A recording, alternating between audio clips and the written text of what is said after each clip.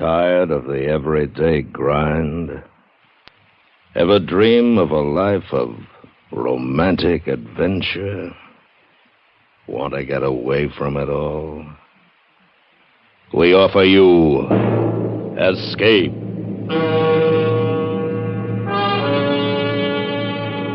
Escape, designed to free you from the four walls of today for a half hour of high adventure.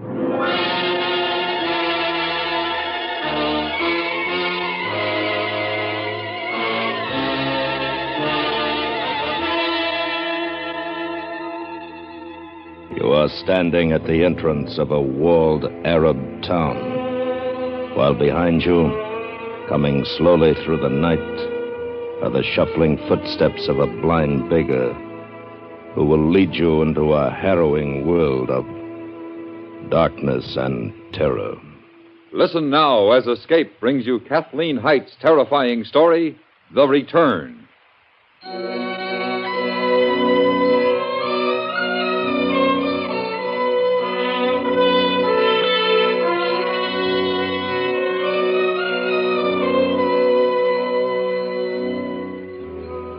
The freighter Menlo crept slowly through the breakwater of the outer harbor.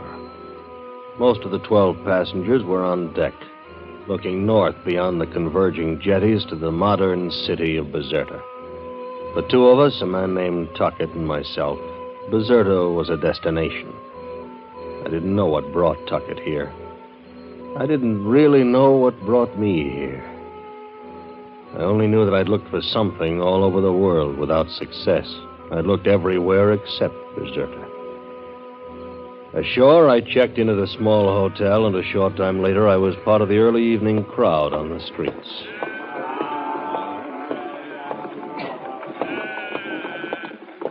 Bakshish, Effendi. Bakshish. Yeah, there you go. Mashallah, Effendi. Sure. Can you tell me how to get to the Arab town? Oh. Sorry, I didn't notice about your eyes. One does not need eyes to perceive truth, Effendi.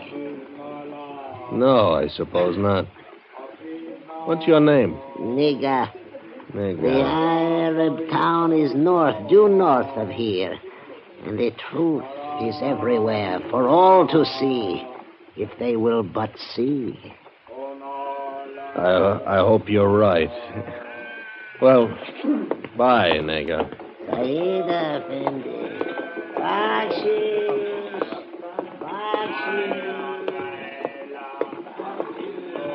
It is Mr. Reeser, isn't it? Oh, Tuckett.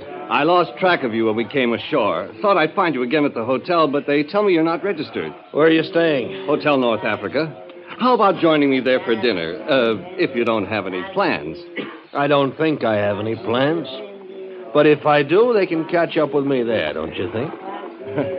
Yes, I guess they can.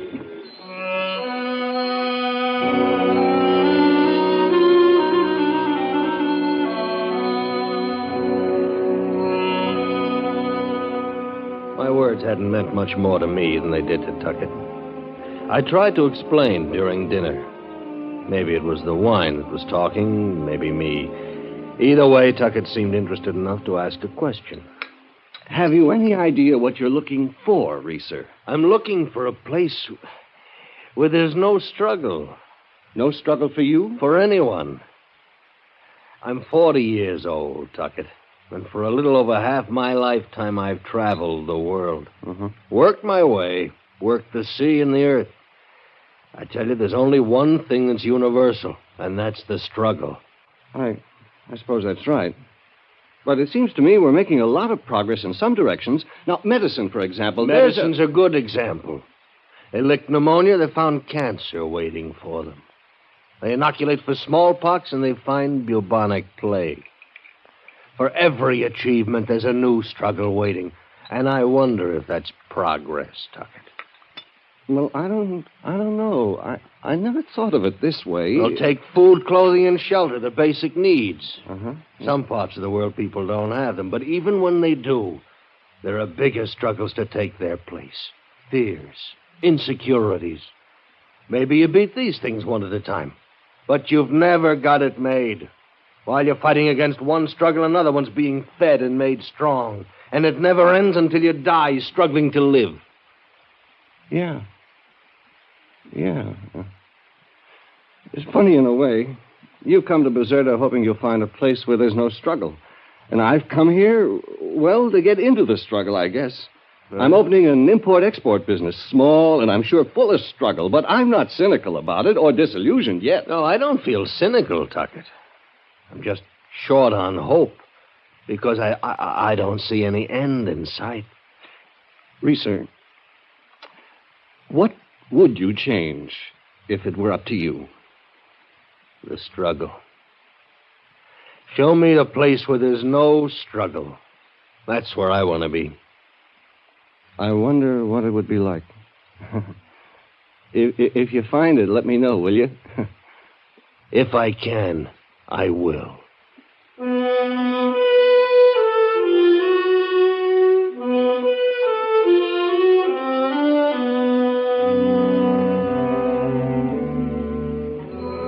I promised I'd get in touch with Tuckett in a few days, but as I went back to the streets of Bizerta, walking through the fine rain that was falling now, I wondered if I'd ever see him again. My course took me north, along the canal, through the modern city, past the ancient citadel, to the entrance of the walled Arab town. I passed no one, and yet I knew I was not alone. Someone was following behind me. Soon I heard his footsteps at my side. We are almost there, Effendi. Nega, you're walking without your cane to lead you. I am come to lead you, Effendi. Where? Through the wall ahead. Your words have been heard, Effendi. You are ready? Ready for what? You have said, show me the place where there is no struggle. How do you know what I've said? You have asked enough questions of life, Effendi. Come. We go through the wall. Oh, you're out of your mind. Look about you, Effendi. On all sides there are walls. You have come too far to go back. What are you talking about? I can't go back. You have said the words, show me the place. Through the wall ahead is the perfect place. I will lead you there. Oh, this is crazy. You're crazy. You're blind. You can't lead me anywhere. Let go of me. You yourself have said that struggle is useless. I said let go of me, you filthy old... Oh! I had swung at Nega with all the force in me, only to find myself flattened against the wall. Did I slip on the wet pavement or trip? I don't know. That was no imaginary wall I had hit. I felt the hard pain of it, and the rain beating against my face. And then it was over.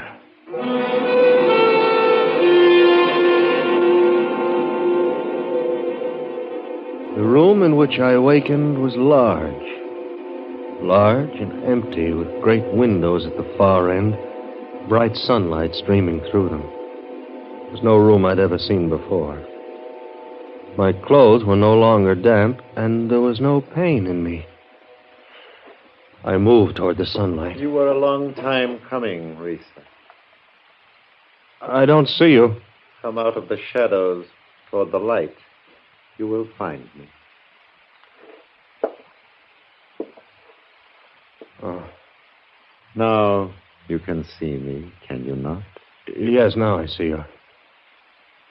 You seem to know me. I've never seen you before. I am called Zine. You are most welcome, Risa. Yours has been a tortuous trip, I know. I don't understand. That beggar, the old fool, he said he was leading me to the perfect place. The important thing is that you are here, Risa. Come. Look through the windows. Oh. Oh, this is beautiful. Mountains, valley, lakes, fields. Never seen anything like it. It is perfect. You are in the perfect place because you want to be here. You look the world over. You witness the struggle. You wanted to be free of it. Am I dead? Do you feel dead? No, I don't. I feel confused. There's so much I don't understand. I have questions. You will begin to see the answers for yourself once the processing has begun. Processing? There are things you must give up for perfection, Risa. In the processing, these things will leave you. One of them is written in your expression now, doubt. You cannot doubt perfection, and have it, too. And after that, you must give up fear and greed. Will you miss them, Risa? No, of course not. There are other things, of course. Whenever you have questions, you will find me nearby to answer them. Do you have any more questions now? No. Then you are ready. Go on, my son. Go out and live in the perfect place.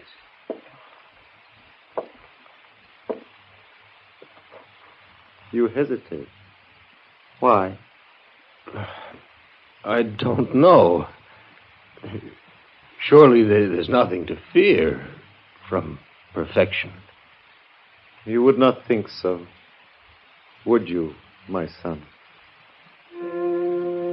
I went out the door, down the path, into the perfect place. The hesitation, the fear grew less with each step. I turned a short distance away to wave back at Zine, but the door I had walked through was gone, and the building and the window, and there was no sign of Zine. But somehow it seemed unimportant. I turned back to the path and walked ahead.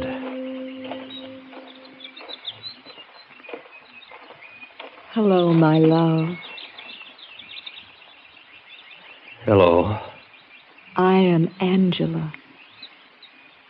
Angela. And you are Risa. And my love. I knew you would be here when I wanted you most. You were expecting me? You knew I would be here. I wanted you. Oh. Take my hand. We will walk together, won't we? I think we will, Angela. Oh, my love. Ours will be a lovely time together. Perfectly lovely.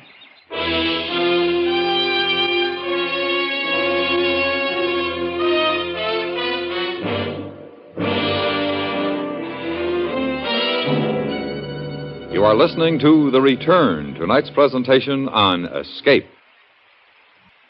And now, Escape, and the second act of The Return.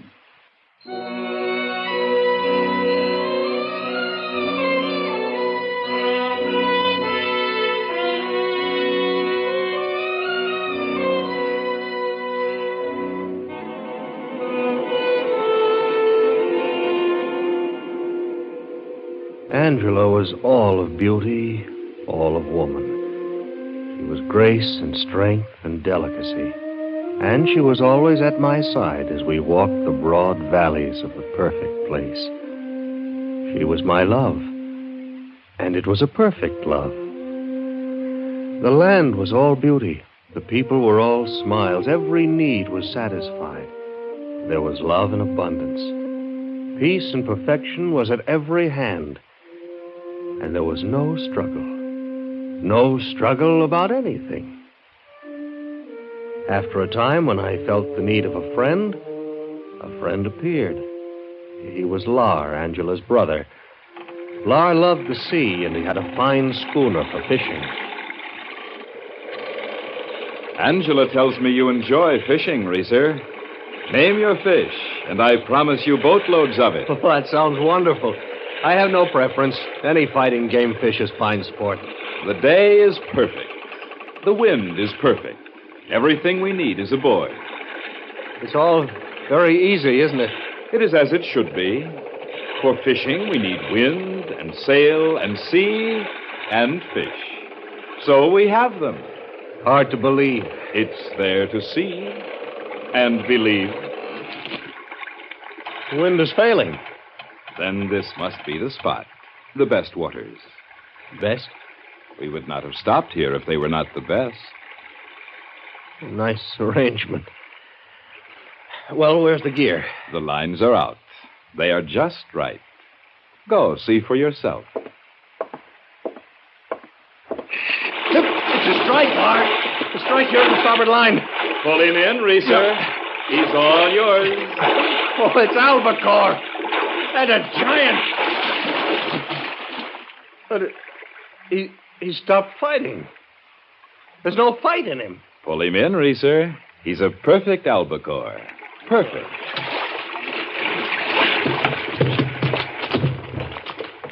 I never saw a fish give in so quickly. Practically jumped onto the deck.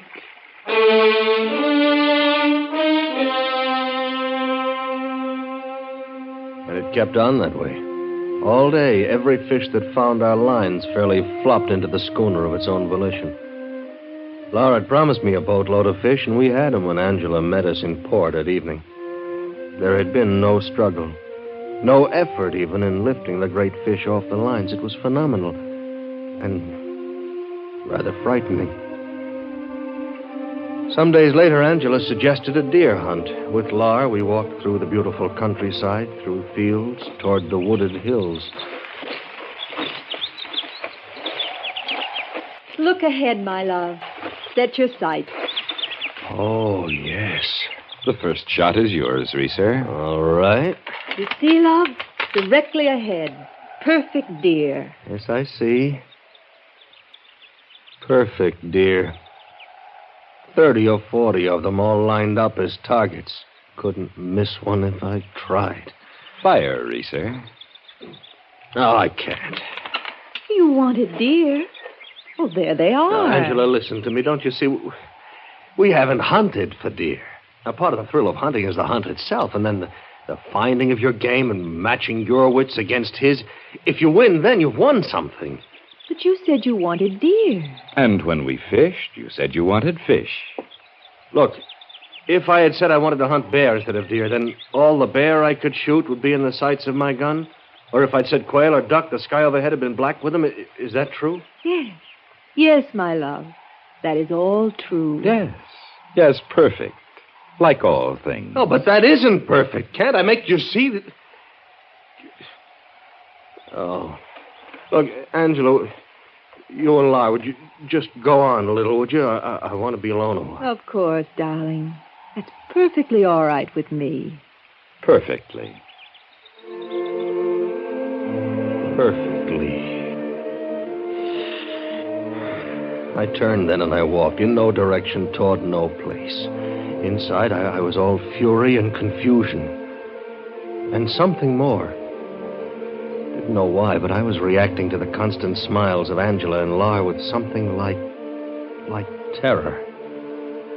And then I stopped and lay on a spot of cool green grass to rest and think. And not think. What are your questions, Reeser? Zine? I said I'd be nearby to answer when you needed me. It's hard to question. I just find perfection difficult to understand. Do you doubt it?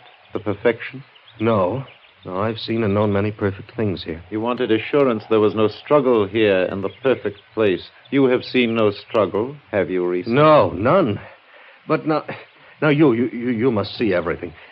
The fish, the deer, they have no fight in them. There's no sport, there's no challenge. You wanted no struggle. You cannot have both struggle and no struggle. You once berated existence as a thing men struggled through and died struggling to live. Well, I know. Your processing will go on, Risa. Step by step, it will go on. There will be no struggle. And you will realize that you cannot improve on perfection.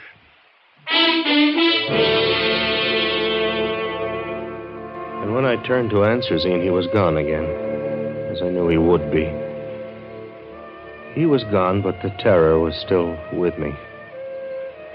There was goodness and kindness. There was plenty. Why did I fear it? What was its terror? My thoughts went to Angela, and soon we were together again, as if nothing other than perfection had passed between us. She took me into a village I had not seen. The life there was simple, but perfect. Is it not beautiful here, my love? Is not everything and everyone beautiful? Angela, what do all the people of the village do? Do? How do they live? Do they work? Are there jobs to do? Everyone does what he wants. No. Who tills the fields and plants them? Who builds the homes? So many questions always, my love. And questions about the simplest of things. The fields. One goes there when one wants something and one finds it. The homes. They're just here. Nothing to be achieved because all things have been achieved. There is no work because all the work has been done. That sounds very well. Does it please you? Yes, I guess it does. Oh, look. The men at the canvases across the way. Oh. They're painting. Is that doing something? Oh, let's have a look. What lovely painting. Perfectly lovely, are they not? Oh, this one's quite a good landscape. And this one here. Do look at this one, Risa. You see? Perfectly lovely. Oh, they're just the same. They're identical. Every flower, the tree, the hill, just the same in color and size. Angela. What is it, darling?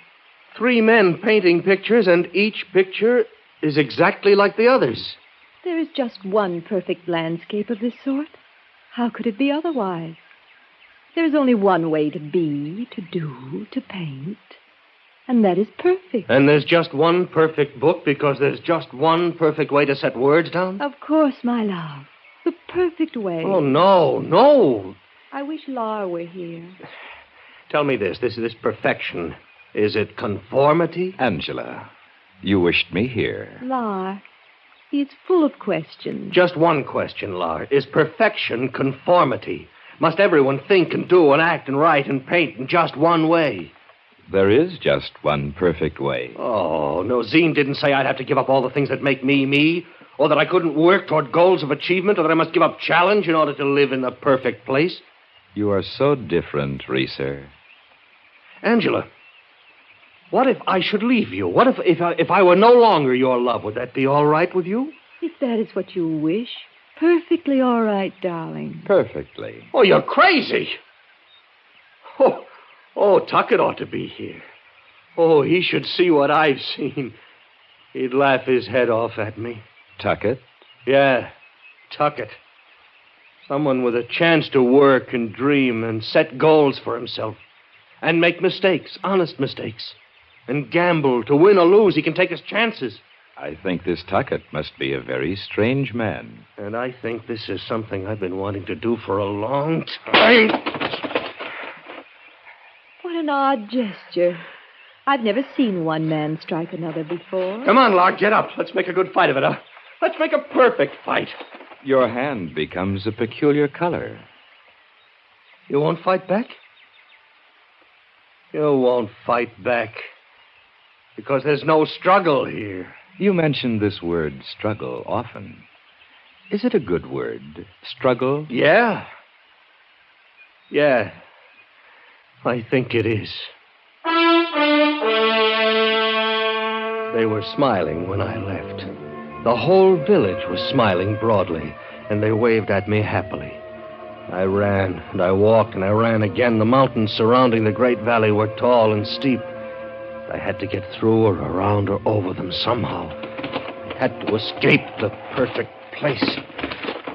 You have further questions, Lisa? Just one, Zine. How do I get out of here? Get out? You want to leave the perfect place? Yes, and I am leaving, and you can't stop me. I would not try to stop you if you really want to go. I will show you the way. This is no trap? No. There is one thing. Yeah? If you go, you can never return. That's fine with me. In fact, that's perfect. You'll be going back to the struggle. This perfection is filthy. It's vicious, insidious. You prefer the struggle, then? To this?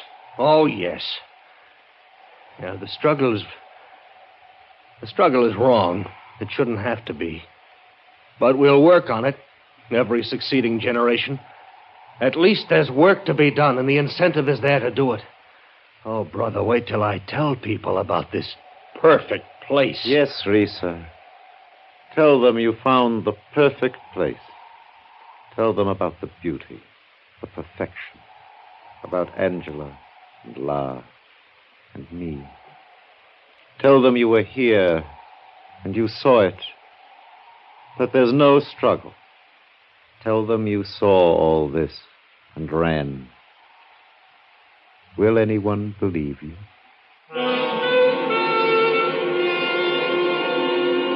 My lips formed an answer, but no words came. And suddenly there was no zine and no perfect place. Only the rain beating on my face as I lay at the foot of a high wall. I felt the hard pain in my back. And then I remembered it all. The beggar, Bizerta, the walled Arab town beyond. Couldn't have happened very long before. Couldn't have lain there long. I remembered that Tuckett was staying at the Hotel North Africa, and I hurried there to him. Tuckett! Tuckett, open the door! Tuckett! Good heavens, what's all the racket about? Oh, I'm sorry. I was anxious to find you again. I got in a fight down in the native quarter, which was a mistake because I've been lying wet and cold in some back alley for an hour or so. Why, it's Reeser, isn't it? What? Well, of course, man. Oh, look, don't you remember at dinner earlier this evening? Reeser, of course. And I remember the dinner. I haven't seen you since, but after all, I should remember it was only a year ago.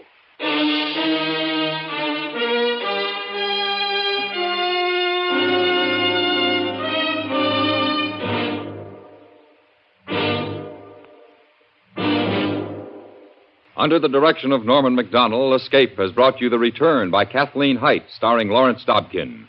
Featured in the cast were Edgar Barrier, Paul Dubov, Gene Bates, Howard Culver, and Lou Krugman. Your announcer, George Walsh. The special music for Escape is composed and conducted by Leith Stevens. Next week.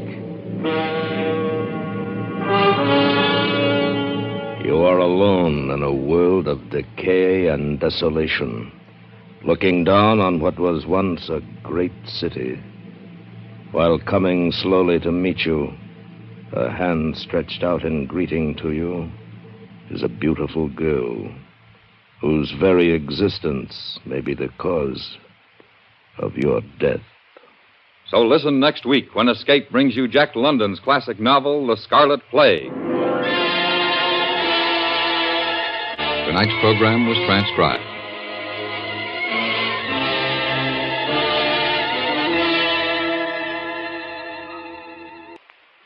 The CBS Radio Network.